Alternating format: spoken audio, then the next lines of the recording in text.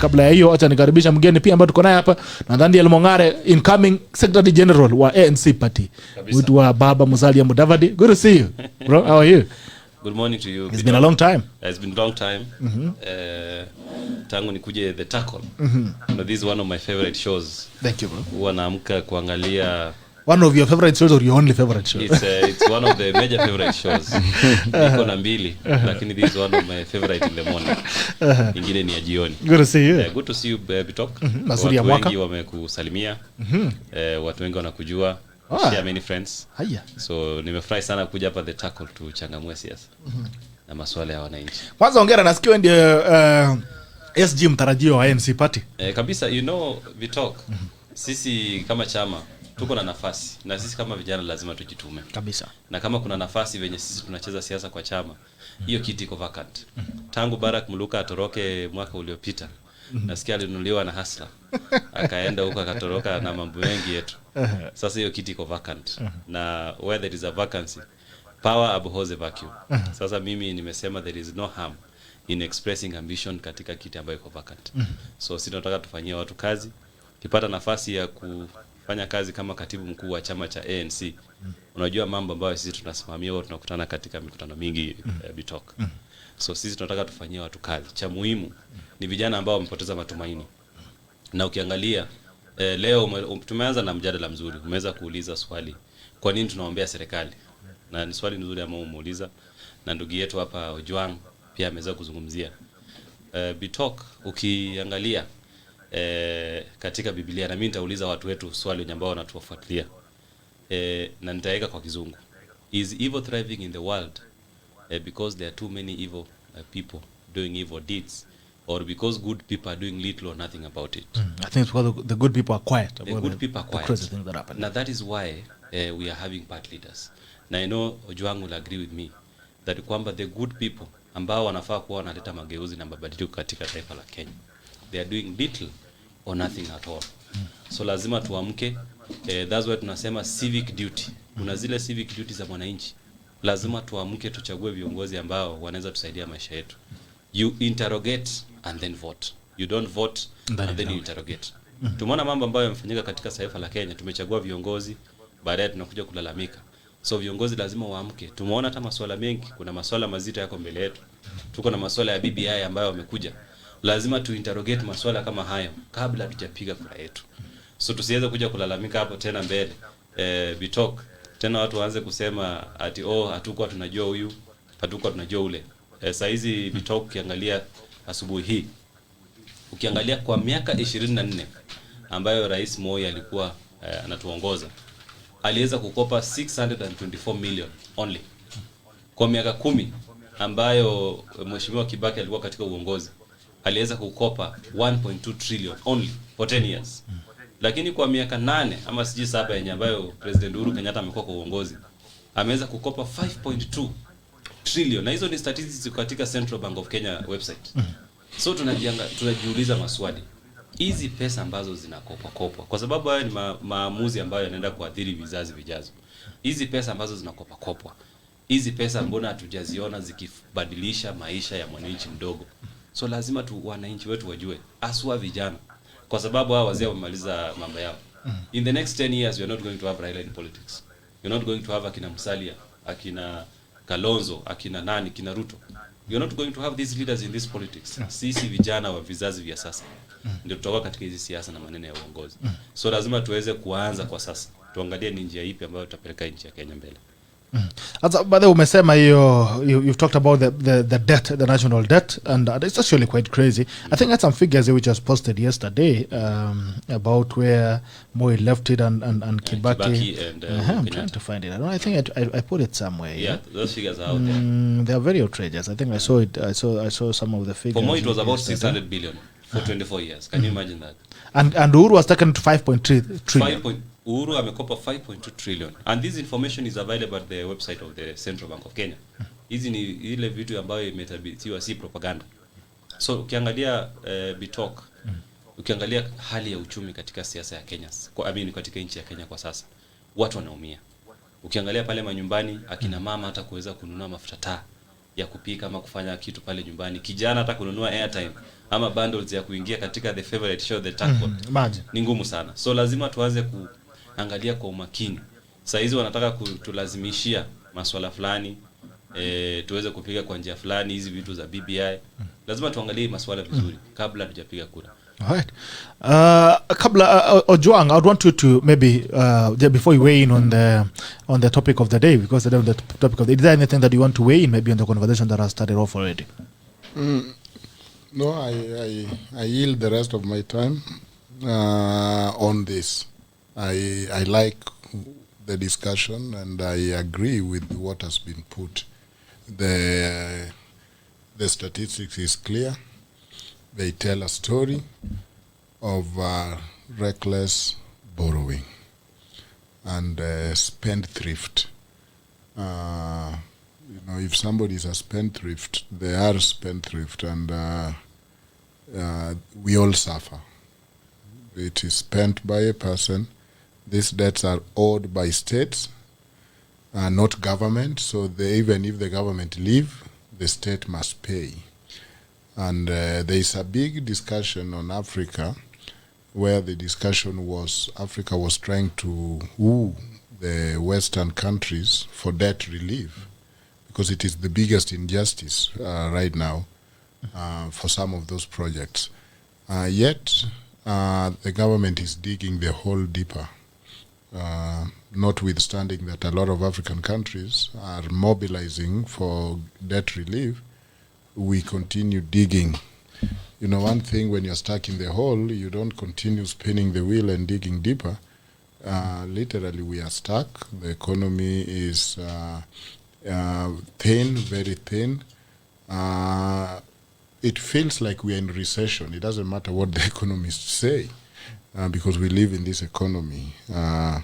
Money does not stretch far. The 5,000 shopping appear to be 1,000 shopping. That is the reality that we are in. It doesn't look good. Asante.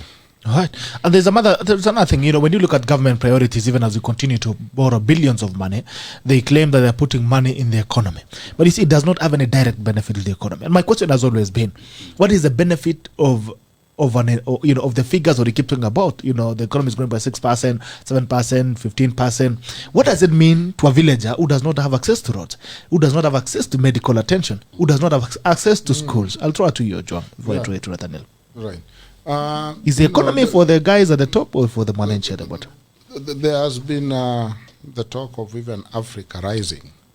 And the question the economist or somebody like me who teach law and development is asking is rising for who?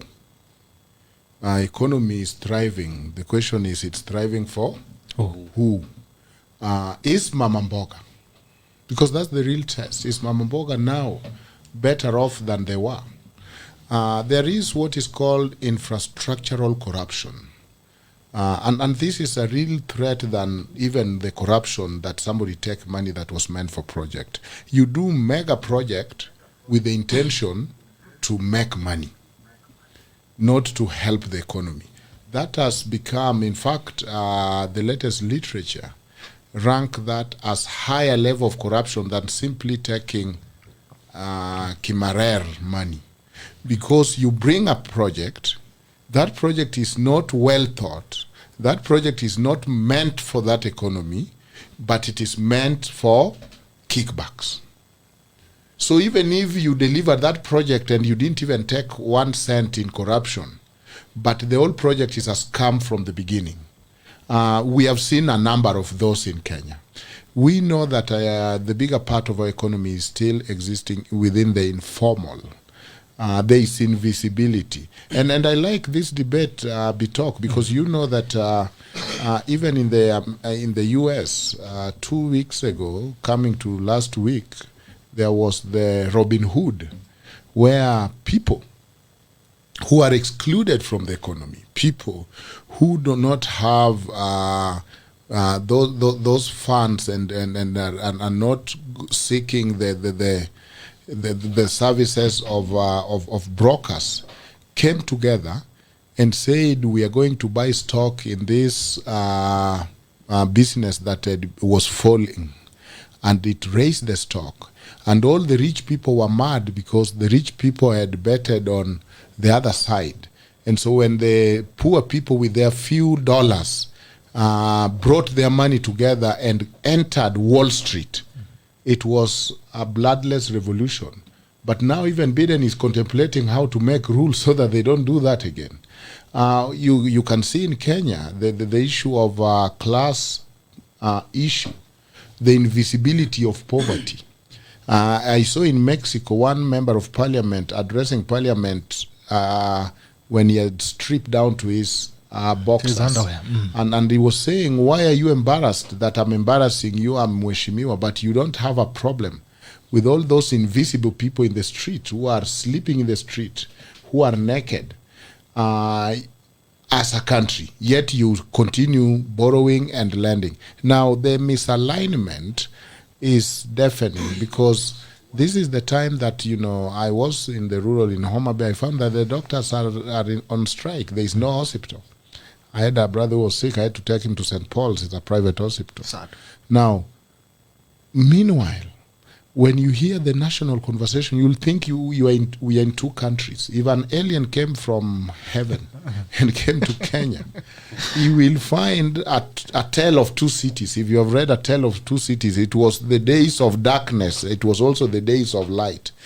If an alien came to Kenya, he will not think that Kenya is facing a crisis of COVID, given where our politics is. He will not think, he will wonder that is this the same country where in one side doctors are on strike, the nurses are on strike, but on one side MCAs are promised heaven to pass BBI. Is this one country where the BBI is the priority, but on the other side students are going to school under trees? So we have become, and the leaders have become simply the I don't care, I will get what I want to do, and it is up to the citizens to watch themselves. So as I conclude, every time you're told the economy is doing good, statistics is good, but also the human stories, the human agency. Is Mama Mboga feeling more money on her hand? The answer is obvious. No. Is that border guy, if you go there in town, you'll ask them, they will tell you people don't board anymore. They'd increased the fee to 200, they've brought it down to 100 again because people cannot afford their services. Now, if somebody cannot afford a border service, can they afford saloon? Can they afford schools? Can they afford... Doctors are dying because they cannot afford the service they provide. They cannot afford themselves to be treated by their colleagues when they are sick or they have COVID. So it is a very hard life. But to me, as I conclude, do not take it for granted, because the theme of the world is the inequality is becoming so bad. The poverty is becoming so endemic. The structural insensitivity that I don't care what is happening as long as a few of us are okay and we are getting our way is becoming the order of the day. That now talks like a hustler narrative become very easy because everybody is waking up and saying, by the way, I'm poor. Wow, I never knew I'm poor.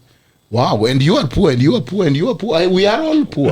And you find a place where you unify. and you unify under the banner of we are poor. But beyond that, not to oversimplify the narrative, is that no, anytime Bitok you find poverty, it is a prima facie case of injustice, human right deprivation. People are not poor by nature.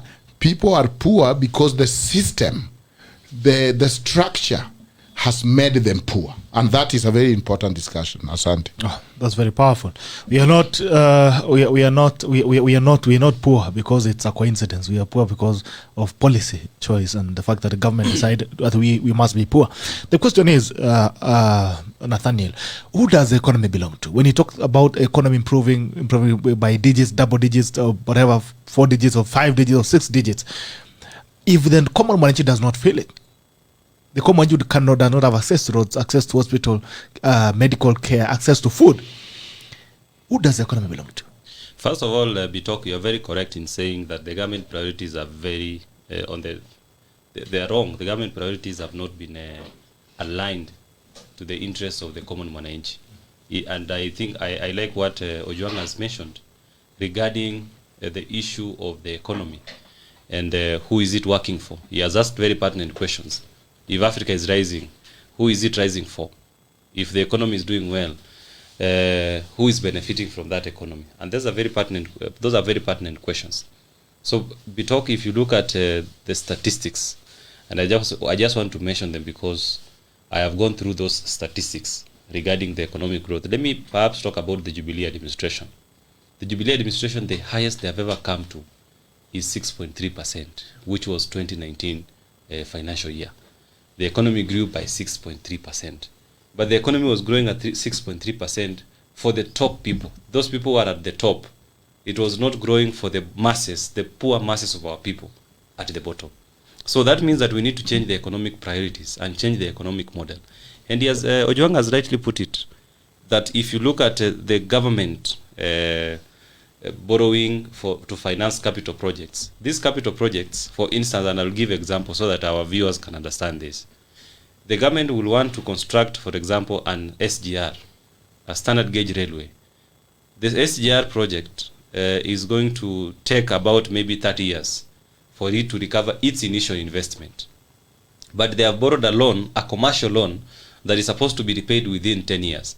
So, Bitok, how do you match a project that is going to take 30 years to recoup the investment, and then you borrow a loan that is going to take 10 years for you to repay, and it's a commercial loan with high rates of repayment? So the government priorities are not correct. If you look initially, part of the reason why the administration of Kibaki and others, I'm not saying they were perfect, they succeeded, is because they focused more on concessional loans. And our viewers need to understand this. The concessional loans to finance government projects to unlock the economy are those loans that are issued by institutions of the world that are recognized. For instance, World Bank, IMF, because those loans comes with a lot of conditions on good governance. You cannot be given a loan if you have not sorted the issue of maybe the financial sector. There is good governance in that sector. The loans, you have to demonstrate that you are going to put the monies into good use. So there is a mismatch between the government projects and secondly, the loans are being borrowed. We can take many examples. Currently, there is a project that is being constructed by the government. This one of the JKIA, James Gishuru Expressway. That project is being said it will cost about 63 billion, or up there about, an average of 62 billion Kenyan shillings. And that project is supposed to ease the congestion in Nairobi. You have seen what the urban planners experts are saying, that project in fact is going to be worse off. The traffic jam is not going to be solved in Nairobi. It is going to be the opposite, and the cost is too high. Who constructs a kilometer of road for a cost of 2 billion? A Bitok. And then you will realize that this project, the expressway, it's such an investment it's an investment that you would rather take that money and unlock the interior part of the country. So the government has to get its priorities right, and it has to match the capital projects they want to invest in and match them with the loans they are borrowing. We would rather expand the base at the rural area so that once we have baked a bigger cake, people can pay taxes so that we finance our own projects, so that we have a modest plan. If you look at what the Vision 2030 did, they put in some proper roadmap on how the country can go forward into getting out of the third world country into a middle income earning country. What did they envisage in that vision? They wanted everybody, the poor person, the mamamboga, the boda, the kiosk person, that ordinary mwananchi, the poor masses of our people, to get economy. Money in their pockets. Yeah. That is we call it household income. If you cannot, somebody cannot put food on the table, and you're giving that person a good road, you're giving that person an SGR or a railway or whichever, what are they going to benefit from this capital project? We would rather invest in small projects that are going to help the people. For instance, a mamamboga would rather have a good market where they can be able to display their products and sell and put food on the table. Mtu wa boda boda would rather have a good shed where they can be able to do their job easily. They would rather have a good road. These taxi drivers, they would rather have the feeder roads being properly done so that they can be able to deliver their customers well. That is how they're going to be helped. So there is a whole big issue, Bitok, in the management of this country. And finally, let me mention the issues, the bread and butter issues of the wananchi at the county level. The national government, when we started devolution, has starved the counties, not only funds, they have also denied the counties releasing and unbundling the functions that were devolved in the 4th schedule of the Constitution. For instance, I will point to 2 functions that the national government does not want to release to counties. One of them is the issue of county roads. There has been a long dispute between the national government and the county governments on unbundling what is this animal called county roads, because it is written in the 4th schedule of the Constitution. Right now, there is a department called KERA, the Kenya Rural Roads Authority. KERA is holding onto roads that are supposed to be performed, a function of roads, county roads that is supposed to be performed by counties. And the government was mischievous, the national government, in coming up with the Road Classification Act, saying that certain roads are now belonging to KERA, yet the entire parastatal called KERA should be under county governors. And then because the principle of devolution is resources follow function, the national government cannot be able to devolve those funds because the function has not been devolved. The second one is the issue of health. Health is 90% devolved, Bitok. But the national government, the largest budget for health is with the national government. When health is 90% devolved, the only function that has remained at the national level is the function of the national referrals and the policy. It is only the 2 functions that have remained at the national government. Yet we see the government investing billions of shillings at the national level and starving counties, and that's why you had Ojwang saying the issue of hospitals. The public health system is wanting, because the national government, the cartels at the national level, they don't want to unbundle the health function. The other one is the function of agriculture. Agriculture is 90% devolved, and Bitok, our viewers should read the 4th schedule of the Constitution that distributes the functions between the national government and the county government. So we need to tackle the issues. Once we devolve more money to mashinani, once the monies are available for the governors, and our people elect good governors who can be able to implement robust programs for the poor masses of the people, then we are going to unlock the economic potential of this country. All right. Before we come back again, it's 1 year since we lost 15 pupils in Kakamega via stampede that happened in a school. 15 years down the line, I heard the CS for Education, Makoa, was being interviewed. 1 year, you lost 15 children. The government is yet to release any reports on what happened. Actually, there was a report that was open to public at that time. There's an inquest into what happened at the school. The government is yet to release the report 1 year later. And I had Makoa was being interviewed yesterday by the media, and Makoa say that it's normal. We need to move on. What happened is normal. It has happened. What do you want me to do? You want me to kill the teachers in the school? That's a question I had him asking. And you see, when Magoa says it's normal, there's a family that's still mourning, because I had some of the interviews already are covered. There's still a lot of pain, raw pain in the families that lost their children. I mean, it's until you lose a child, that's when you understand the pain that it means to lose, actually not even a child, to lose a family member, or to lose someone, even a friend. Magoa says it's normal. The government has never taken responsibility for the same. It has never told us what caused the stampede, that we lost 15 children. It has not told us what measures the school or the government has taken to ensure that we don't lose any more children, because children are still going to that school. That's a fact. We still have children going to that school. It has never told us who caused the tragedy there, what happened, and what they are doing to prevent it. They've never told us what are the results of the report that was conducted and the investigation that was conducted. They have not released the report yet. The CS for Education is telling the parents that it's normal. I mean, this is okay. There's nothing we can do. It's already happened. What do you want me to do? Munataka nifanye nini? Ojwang, you're a parent. How does this make you feel? Is it normal to lose a child? Is it normal to take your other children to the same school and still feel it's normal that we lost the other one? It's not Bitok, and it is sad. That is what, poverty is not just about lack of money.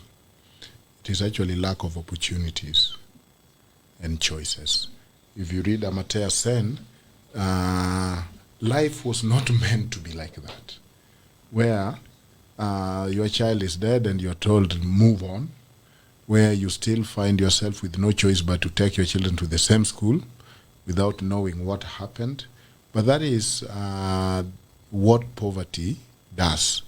That when you are poor, and there's a lot of literature about that when somebody died, like for example in the US, the government take it very serious when somebody dies. So all human beings are not the same. If this will had happened in Brighton, that will not be the story. It will have been a headline. It will have been, we will have seen the picture of those children one by one, not statistics. We will have seen the picture, this is so-and-so liked soccer, so-and-so, this is his favorite toy, so-and-so liked this meal. But even from the beginning, there was no dignity even in death. What we were being given is statistics. We remember, again, with that day when we saw 15 coffins at the stadium. It is, why is somebody feeling they can bring report or not bring report? Why is somebody feeling they can do this as a team? Why is there no picture or story of each and individual child? The answer is, we live in a class society where you don't matter. Animal farm. Your human dignity, when you are poor, you don't have dignity.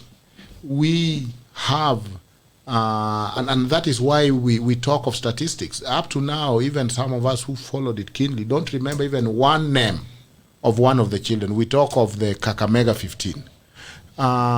It is a system that we have adopted, that the life of the poor means less. It has also been kind of accepted and fashioned as an African way of saying, you know, God knows. The revenge belongs to God. But there is no justice. And when people pursue justice, they're not just pursuing revenge, they're pursuing justice for those who have remained. Yeah. Bitok, it is in the mode of what we were discussing, where Ricky Martin brought a song, Livida Loca, meaning leading a crazy life. Within 1998 there, he wrote a song about La Vida Loca, and it was a Spanish word meaning living a crazy life. A life where nothing matters, things are not important, because you find that those people have been forgotten. And as you aptly put it, except their parents and siblings who know that their children are gone. They were simply statistics. One funeral, one big funeral. The politician came and spoke. Remember the issue of it might be those who pray in those schools. I even remember that theory that maybe those who pray in those schools have brought the demons and the spirits. There is no accountability. Our constitution talks of accountability. It is an issue of governance. Governance is about the sovereignty of the people. Governance is about being accountable. So if you are a Ministry of Education and you say that I will be accountable on this sense, and then you yourself, you are not making that report for you. You are not the one who tells when people should move on. You are not a therapist. Neither you are a prophet. You bring the report. We will tell you, and the nation will tell you when they have moved on. It is very sad. Thanks. NATHANIEL MONG'ARE, is it okay to move on? It is not okay, Bitok. And I want to associate myself with the sentiments that have been mentioned. It is not okay in death that when we lose children whose future, probably most of them, they had very big dreams. They wanted to be pilots, they wanted to be leaders, they wanted to be doctors. They carry the aspirations and the visions of their parents. And these are poor children. And Bitok, there is something wrong with our system of governance in Kenya. The system is rigged against the poor.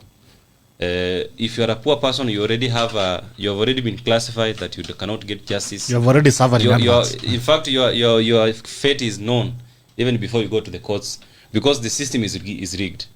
Today, when the CS says that it is normal to lose children, or it is normal to experience death, and what do you want me to do? Then you wonder whether that person in the first place qualified to hold that docket. In fact, I've never seen a worst performer in the Ministry of Education like Professor George Mahoa. I don't know why he's called a professor. That person should not, we have seen him making very reckless statements. During the pandemic, he has been unable to stabilize the education system. We have seen he has made conflicting statements on the future of the education system itself. So when he makes such a reckless statement that it is normal to experience death, instead of encouraging the inquiries that are being done by either the criminal justice system, is making reckless statement that there is nothing that we can do. Really? This is sad. In fact, I am wondering why our parliamentarians should not have already initiated a motion of impeachment against the minister, because these are very reckless statements when you say them in public. We should have had one of our MPs initiating a motion of impeachment against the minister to censor that person to come and explain the meaning of that statement, because these are statements that go on record and they create a bad precedent for this country. This is something that we have never experienced before.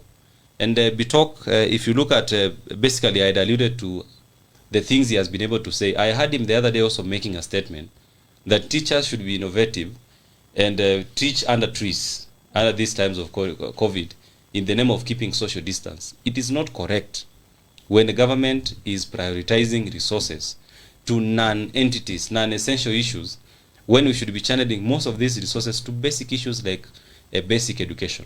And he actually went ahead and recommended a Peponi who are having very spacious classrooms. I mean, we live in a very interesting country. It is wrong. When you see Rwanda as a country, in the period time, the COVID time, they have been able to construct more than 22,000 classrooms during the corona times, just to ensure that the infrastructure is sufficient for the children in Rwanda. And Rwanda is a very small country. What can we do in Kenya? Instead of giving MCAs 4.6 billion for the car grants, why don't the government take that money and channel it to schools for infrastructure development? So that, you know, the positive side of also a pandemic is that it comes with its advantages. Right now, the pandemic has exposed the public health system. It has told us we need to make investments in our public health care. The pandemic has also told us we need to make investments in the education system, that just in case we get a future pandemic, what are we going to do with the education system? Because our children lost a whole year of learning time. You have seen the report that is there today in the Star newspaper, that the standard 8 students are unprepared. In fact, they are failed. Mass failure. 50%, they could not get more than 50% of their assessment tests. It tells you that there is something wrong with the leadership at the Ministry of Education, led by Professor Makoha. I don't know why I think he is over glorified for nothing. In fact, somebody should just initiate a motion of impeachment. Maybe Ojwang will study this friend. All right. We move to something. Something that's happening in the country, violence that is going on. There is a threat to serious. I mean, we are just in 2021. We've not even gotten to electoral cycle. People already fighting. Yesterday there was a meeting. The ODM party was meeting its MCAs at Cooperative University in Karen, and there's a video that was going around of the MCAs and was saying that we've rested for too long. We need to start fighting back. There's also a statement that was posted by the ODM party, quoting Edwin Sifuna, who was actually chairing the meeting, who was saying the MCAs do BBI, and he says, "I want to put you on notice that we are at war. We must be ready to face the enemy. It's not our wish, but the enemy has brought the war to our doorstep, and we must be prepared." That is SGA Edwin Sifuna during a meeting with the party MCAs in Nairobi. "I want to put you on notice that we are at war. We must be ready to face the enemy. It's not our wish, but the enemy has brought the war to our doorstep, and we must be prepared to fight." There's also an MCA that I saw yesterday also telling Baba that we are ready to come back and fight for you, literally on the streets, fight other Kenyans. The president as well last week, while at Sagana, seemed to be endorsing the violence that's going on in the country by saying that tupa ni kutupia, turushiane, ukirusha na rusha, ukitupa na tupa, anasema hakuna mtu ambaye ana vijana, na akasema muliona vile vijana walitokea the next day. That was in Burma market. This is the presidency. We are also getting the same war drums being beaten from Karen yesterday at the ODM meeting. Ojwang, how does this make you feel?